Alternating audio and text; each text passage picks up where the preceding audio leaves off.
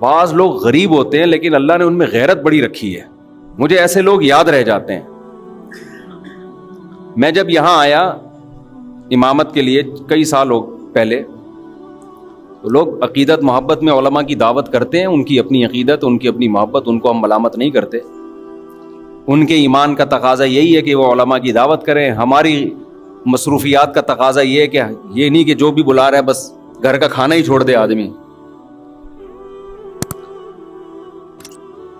کسی نے کہا نا کہ میں بدعتی مولوی کی ایک نشانی میں بتاتا ہوں، وہ مرتے دم تک اپنے گھر سے کچھ کھایا نہیں کرتے.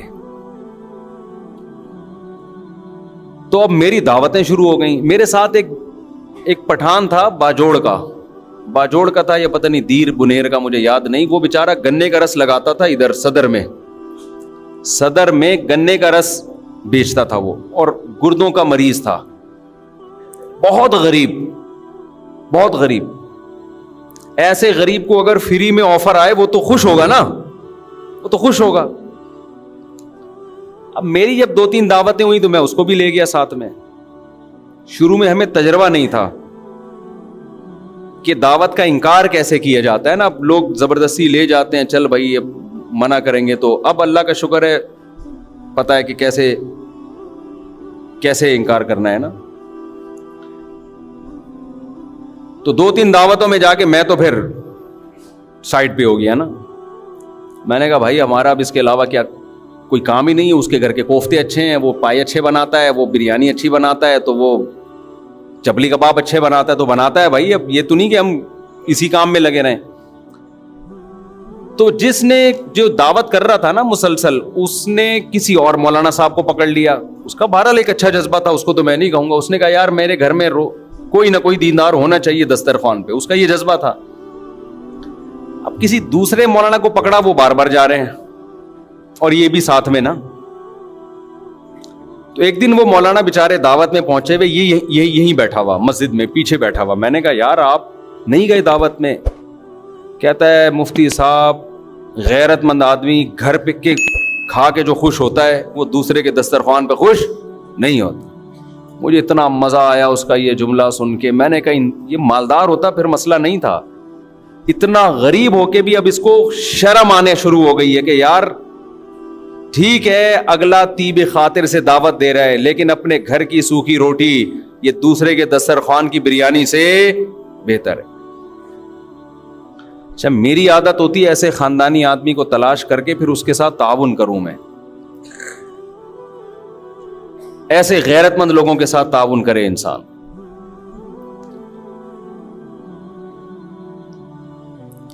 ہمارے حضرت مفتی رشید احمد صاحب رحمہ اللہ تعالیٰ ایک واقعہ سنایا کرتے تھے، بس وہ بتا کے اپنی بیان ختم کرتا ہوں. آج تو میں میں ابھی پہنچا ہوں سفر سے، نیند ہوئی نہیں ہے.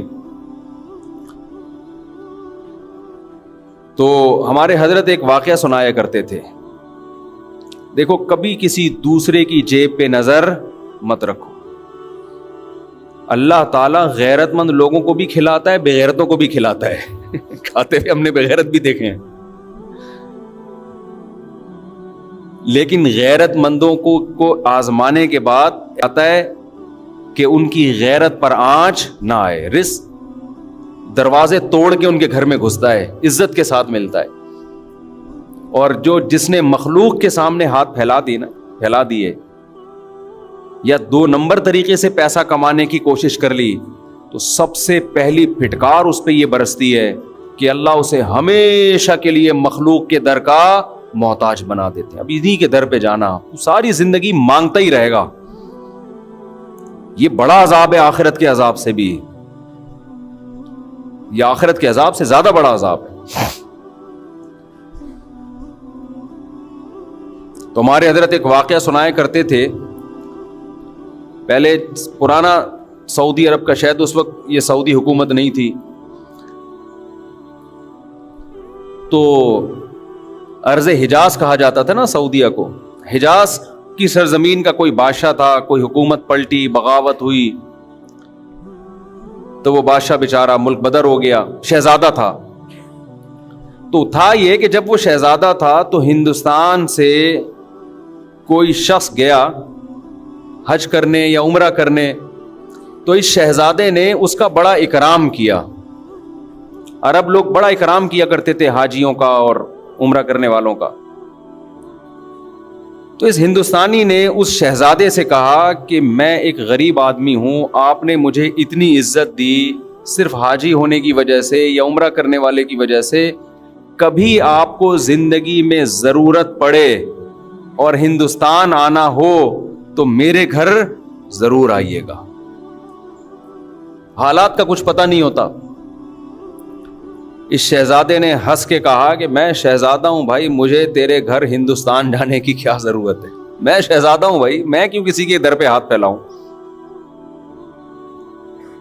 اس نے پھر بھی احتیاطاً اس کو ایڈریس دے دیا, کبھی آنا ہو ہندوستان تو آ جانا. اللہ کی قدرت کے بغاوت ہوئی. آپ کو پتہ ہے جب بغاوتیں ہوتی ہیں تو بادشاہ فقیر ہو جاتے ہیں, بھکاری بن جاتے ہیں در در کے. یہ شہزادہ ملک بدر ہو گیا, بھاگ گیا, کہاں جاؤں, کون ٹھکانہ دے گا. اس کو وہ اپنا پرانا دوست یاد آیا ہندوستان میں. یہ سفر کرتے کرتے, ایڈریس تلاش کرتے کرتے اس ہندوستانی کے گھر میں پہنچا. دروازہ نوک کیا, اس نے پوچھا کون ہے, کہا میں وہ ہوں. یہ حیران ہو گیا کہ یار یہ شہزادہ آج میرے در پہ کیسے. اس نے اپنی حالت بتائی کہ بھائی بات یہ ہے کہ حالات خراب ہو گئے, بغاوت ہو گئی, میں مجبور ہو گیا, تو مجھے ٹھکانا چاہیے. اس کمبخت نے ایک شعر پڑھا جس میں اس کی توہین. وہ شعر فارسی میں اس کا مفہوم آپ کو بیان کرتا ہوں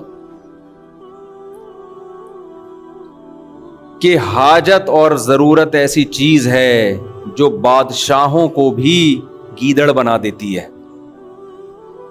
کہ تو بادشاہ تھا اور حالات نے تجھے کیا بنا دیا, آج گیدڑوں کی طرح کھڑا ہوا ہے میرے در پہ. دیکھو حاجت کیسی چیز ہے. فقیر شہزادوں کو بھی کیا بنا دیتی ہے, گیدڑ بنا دیتی ہے. یہ چونکہ شہزادہ ہے, شہزادوں والے بلڈ تو وہی تھا نا اس میں, شہزادوں والا. اس نے شیر کا جواب شیر میں دیا, غضب میں آ گیا نا. اس نے کہا شیر نر ہمیشہ شیر نر ہی ہوتا ہے. ایسا ہمارے حضرت جب یہ شعر سنایا کرتے تھے, حضرت کی کیفیات ہوتی تھی. شیر نر کبھی بھی گیدڑ نہیں بنتا, وہ شیر نر ہی, شیر بھی نہیں, نر نر شیر, ببر شیر. اور اگر کوئی حاجت اسے گیدڑ بنانے کی کوشش کرے, وہ ایسی حاجت پہ 100 جوتے مارتا ہے.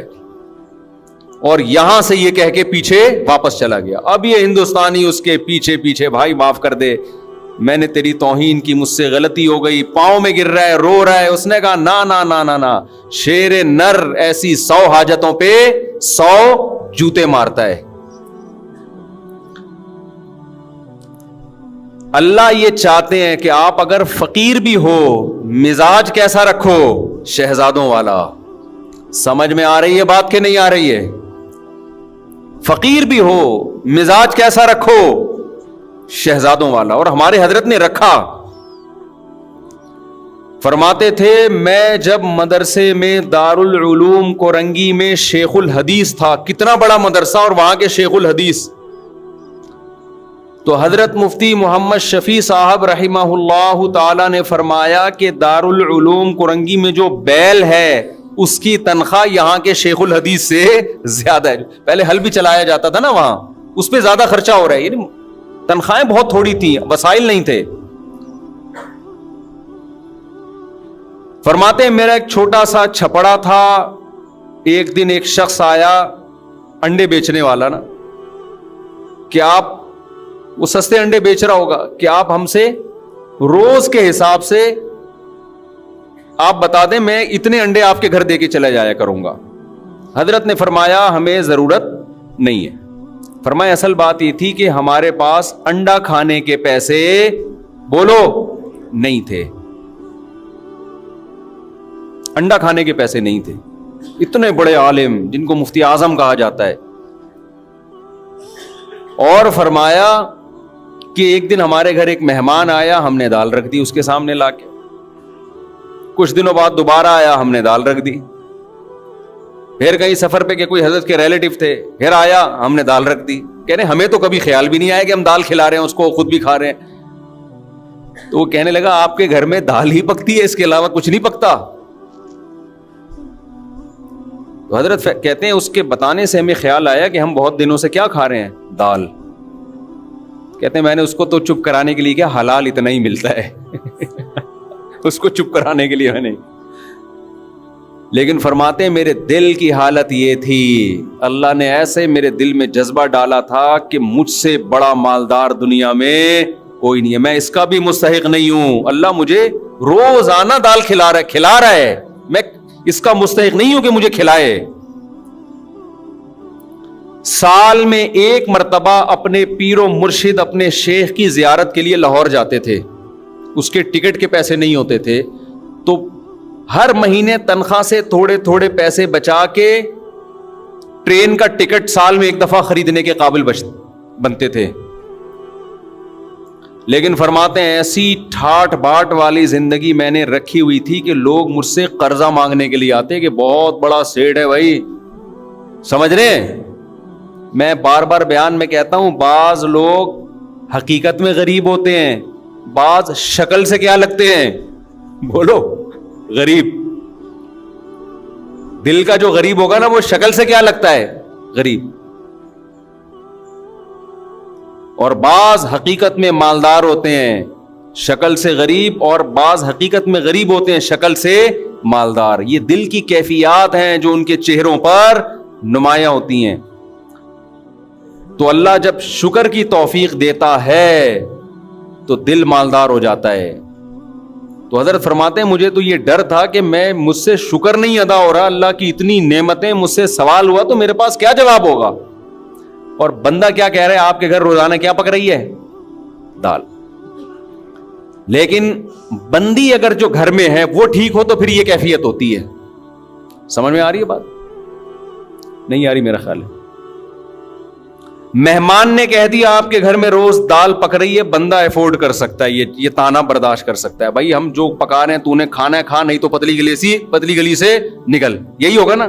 لیکن اگر بیگم کہہ دے کہ ہمارے گھر میں روز کیا پک رہا ہے, دال, تو اگر شوہر کنجوس ہے, کمبخت, پیسے ہیں خرچ نہیں کر رہا, پھر تو 6 تانے میری طرف سے اور دینے چاہیے اس کمبخت کو. دیا ہے اللہ نے تو بیوی کو دال کیوں کھلا رہا ہے, ہاتھ کھول اپنے گھر والوں پہ, کھلا, اللہ تجھے کھلائے گا. ایسے کنجوس بھی الحمدللہ ہم نے دیکھے ہیں, بے تحاشا پیسہ اللہ نے دیا, اور پیاز خرید رہے ہیں داغ والے منڈی میں, وہ مسکراتے ہوئے آلو دیکھے آپ لوگوں نے. آلو کی 2 قسمیں, ایک آلو جو نارمل کنڈیشن میں ہوتا ہے, نہ رو رہا ہوتا ہے نہ ہنس رہا ہوتا ہے. کچھ آلو آپ کو روتے ہوئے نظر آئیں گے, کچھ ہنستے ہوئے نظر آئیں گے. یہ سستے ہوتے ہیں کیونکہ یہ ہنسی کی بات ہے نہیں اور آلو ہنس رہا ہے, تو اس کا مطلب یہ اس میں کوئی فالٹ ہے نا, یہ سستا آلو ہے.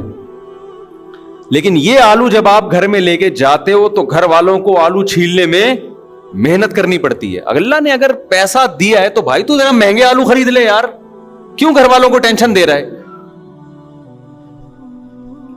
تو میں پہلے تو جمعرات بازار, جمعہ بازار میں خود ہی شاپنگ کرتا تھا نا جا کے, اب تو یہ گارڈ وارڈ کا سیٹ اپ آ گیا. تو میں نے دیکھا ایک صاحب تلاش کر رہے تھے چھوٹے جو ہم اپنی بکری کو کھلاتے تھے. میں نے کہا یار تھوڑا سا بڑے درمیانے سائز کے پیاز لے لو.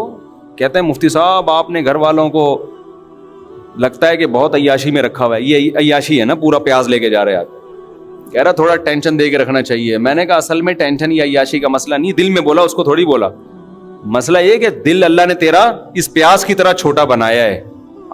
لینڈ لارڈ تھا وہ آدمی, لینڈ لارڈ, دل تیرا اتنا چھوٹا سا ہے, تو مر رہا ہے کہ یہ پتہ نہیں قبر میں لے کے جائے گا یہ پیسہ.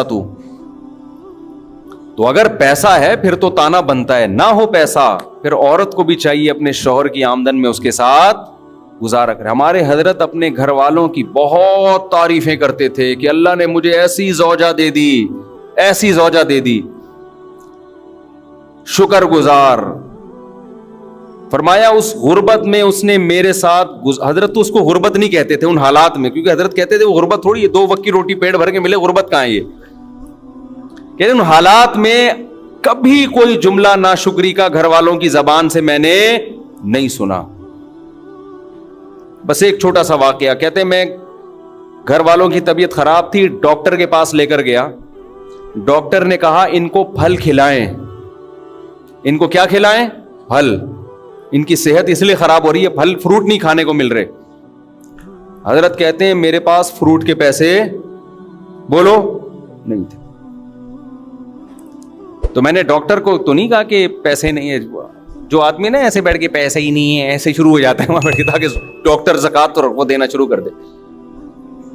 حضرت کہتے ہیں ڈاکٹر نے اپنے علم کے حساب سے صحیح کہا. میں نے دل میں یہ سوچا کہ بھائی اگر میری گھر والے کو فروٹ کی ضرورت ہوتی تو اللہ مجھے فروٹ کے پیسے دیتا. اللہ نے نہیں دیے اس کا مطلب اس کو ضرورت نہیں ہے.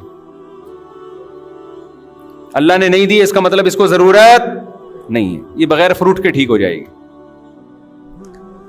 لیکن یہ مزاج بیوی کا ہونا بھی بولو ضرور.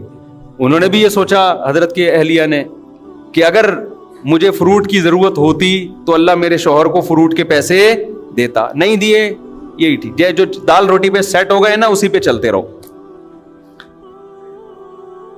یہ واقعہ کئی سال پرانا ہے. حضرت کا انتقال ہو گیا. حضرت کی اہلیہ ماشاءاللہ اب بھی میرا خیال ہے 95 سال کی ہو گئی ہوں گی, 90-95 کی. اب بھی الحمدللہ حیات ہیں.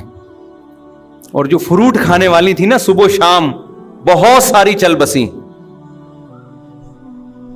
سمجھ میں آ رہی؟ جن کی بیویوں نے کہا فروٹ کھلا, تیرا باپ بھی کھلائے گا فروٹ کیونکہ ڈاکٹر نے بولا ہے. وہ پیزے برگر اور فروٹ کھا کھا کے ان کا انتقال ہو, اور وہ الحمدللہ اب بھی زندہ ہیں بغیر فروٹ کے.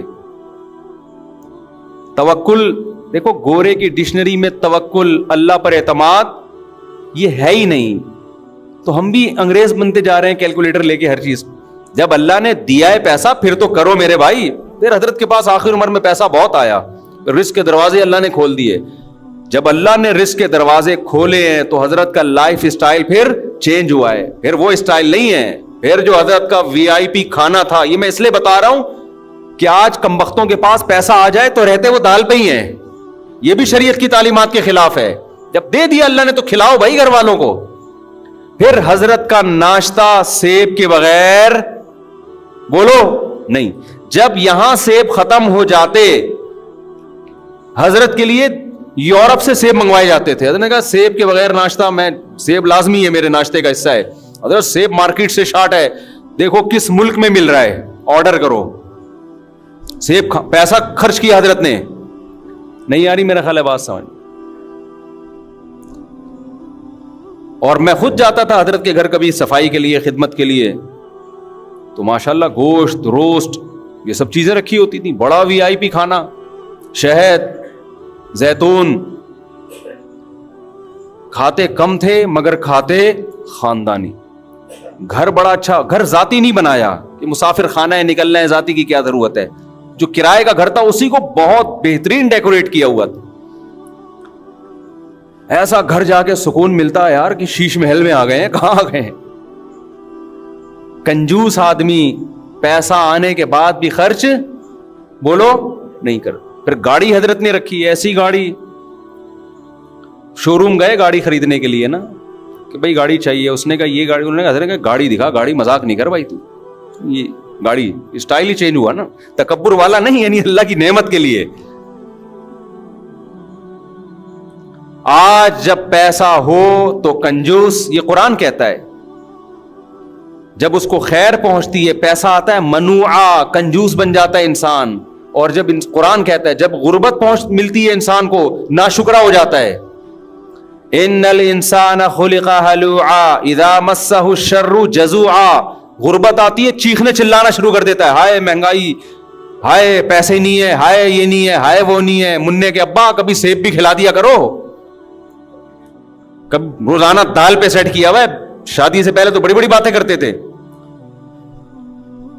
بلکہ تم منع کے ابا بنے کیوں؟